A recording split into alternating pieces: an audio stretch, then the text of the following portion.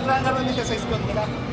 Ako walang team eh. Hindi makabuo. Ay. Konti. Ang QJ kasi ayaw ng sports. Yun ang Ang mahirap. gusto ng QJ, kailangan may malakas na yung team. Ay, hindi na ayaw mag-develop ka lang. Dapat yung mga elementary pa lang tayo nag-aamon. Kaya nga. Ngayon makikita mo kung sino may potential. Dapat may Wala, program nga ayaw. silang gano'n. Ako bigyan na ako. SB ganun. Oo.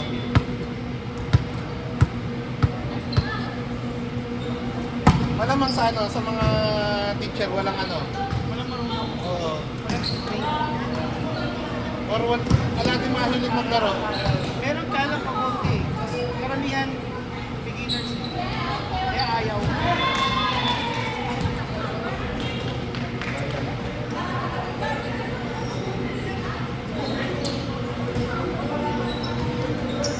Wala siya, grade 10 na siya. Eh, yung mga bata sa atin, grade 10, Oo. wala ka nang galing yan.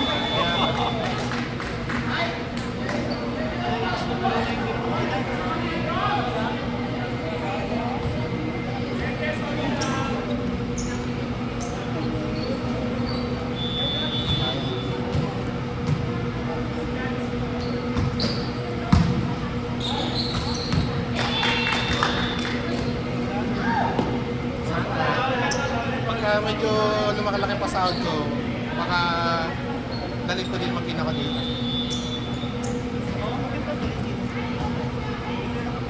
Ano pa naman kasi, sa ngayon kasi, ano pa lang, kindergarten pa lang.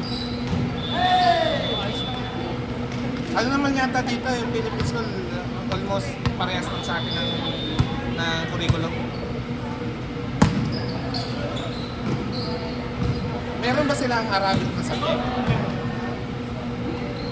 Mandated yan sa Ministry of Education. Ano sila, speaking o pati writing? Lahat. Ay, writing. Oh, writing pero basic lang.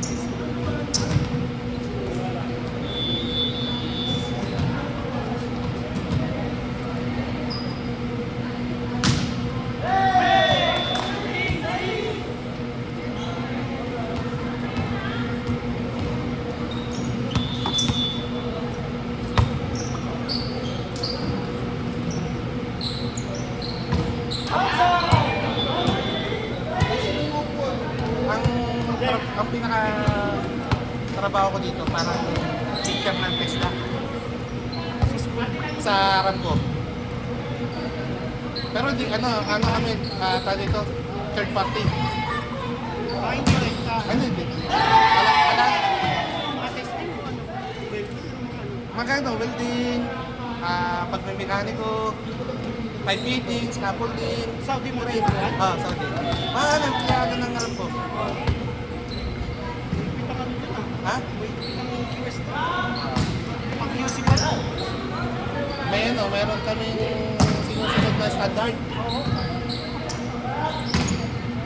Medyo mahigpit sila sa safety. Sa safety. Hindi may ano ka rin sa safety. At hindi ko siya major. Meron hiwalay na nagtuturo lang ng safety pero marami din Pinoy. Mga dating safety officer sa plant sa field, kinuha na aram ko. Basic lang, kanyari.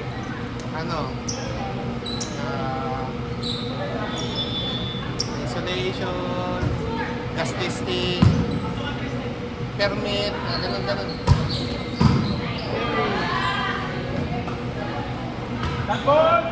Dati maganda ang trabaho namin kasi ang tinuturuan namin yung papasok pa lang ng Aramco. Hindi pa yung empleyado nila. Ngayon mga empleyado na talaga. Medyo siyempre, may edad na yun, medyo matitigas ulo. Pero pag nabago lang yung papasok pa lang ng Aramco, mga high school graduate. Ang sarap turuan kasi yung mga takot pa eh. Kulaway pa eh.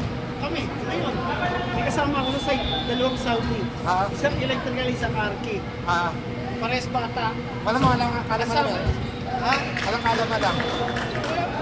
Kasi yung Ang sabi tuturuan daw. yung mga galing ng technical school nila, wala naman pagdating doon sa planta. Sino pa din?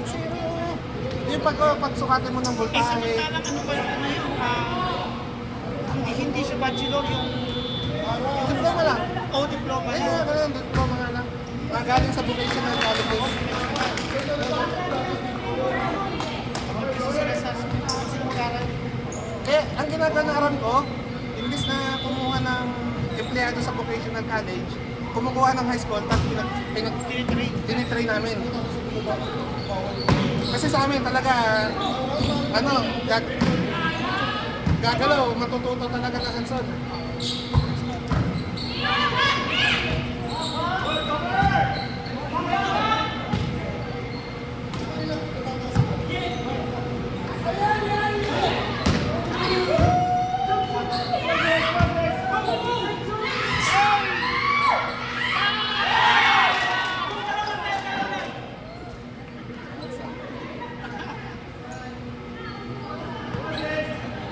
Pero yung klase hinahawakan ko, pag 5 buwan hinahawakan ko, medyo natapat ako sa mababait. Kahit mga regular na. Alam mo, kanya namin kakunti ang sound. Ha? Kakunti ang sound. Saan? Kanya namin. Ha? Kaya napasok yung mga bata. Ang maganda sa sa harap ko, hindi ka record mag-Arabic. Kailangan record ka mag-English. Dahil sa kanila, hindi marunong mag-English.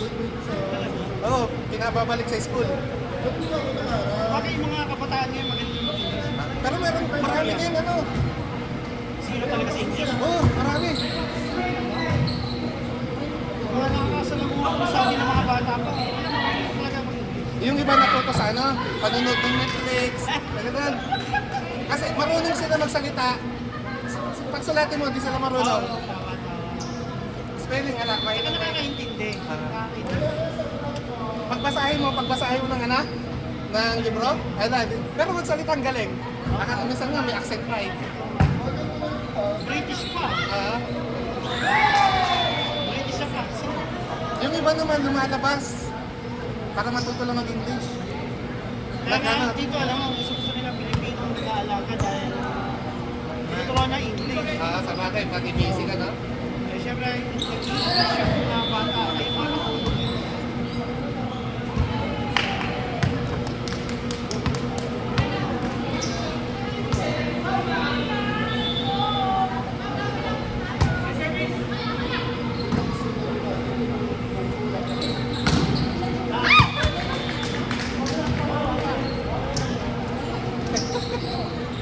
Kitang-kita sa video yung talon mo. Kaya nga, pero walang... Alexa tayo dyan. Wala mo namin sila dati. Nagkakabulan pa namin sa tapos.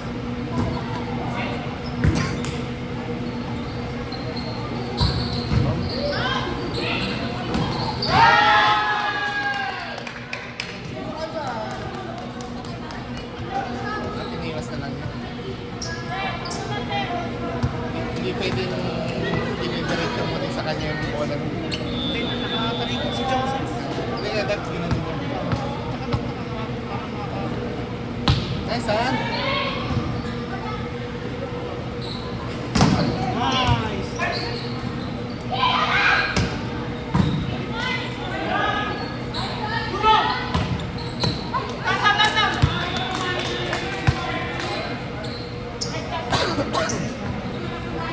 Apat lang, apat. Ano ba?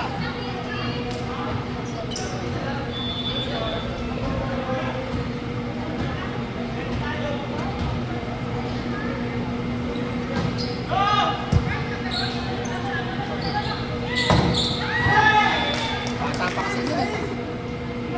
29 pa lang pala yun. Ayun. Oo. Pala? Ang bata. Ano kaso niya may Ate, hindi, tama na tama.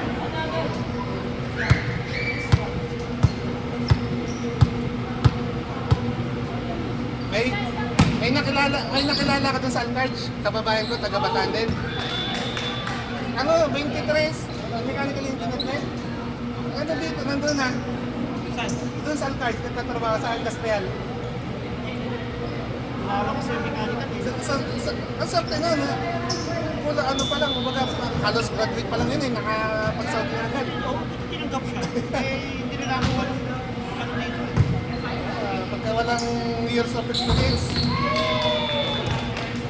Kadalasan sa engineering, hahanapan ng tao. Mabata nila, apat na mechanical engineer. Ano trabaho? Parang ano daw sila, parang inspector na sa production. Reliability maintenance. Maganda kayong mechanical eh. Malawak eh. Ang dami mong pwedeng punta. Ang ano mo na lang, pagka meron ka ng napuntang field, dapat medyo i-ano mo siya, i-master mo. Tapos kuha ka ng mga seminar. Yung mga kasama ko dito sa construction, sa QA/QC, ay, buti ka. Katitindi ng mga certification, ng mga additional nilang mga lisensya. Actually sa construction, madali ang ano ng mechanical. Ang mahirap lang pala HVAC. Ang dami Pag ng plumbing madali lang. Doon mo sa mechanical yun. Oo. Plumbing madali lang. Plumbing kasi hindi lang siya pang mechanical, pwedeng civil, pwedeng lahat. Sa amin no? meron din ang plumbing. Master planner. Pwede rin kami kumuha ng master planner. Oh? Walang restriction ng ano. Yung iba nga pumapasa, nag-review lang sa sa Nakakapagod lang po.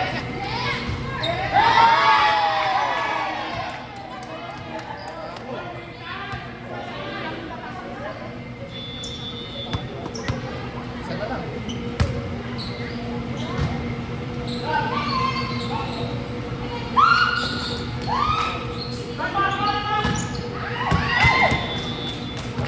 Ganit.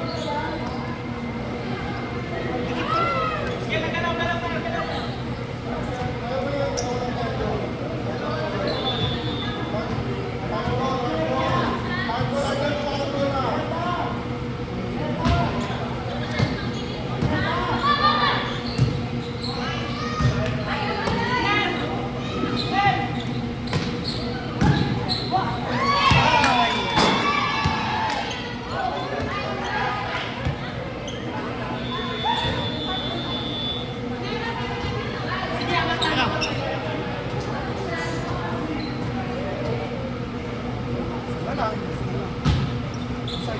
Ay! Si Nathan Paul Service.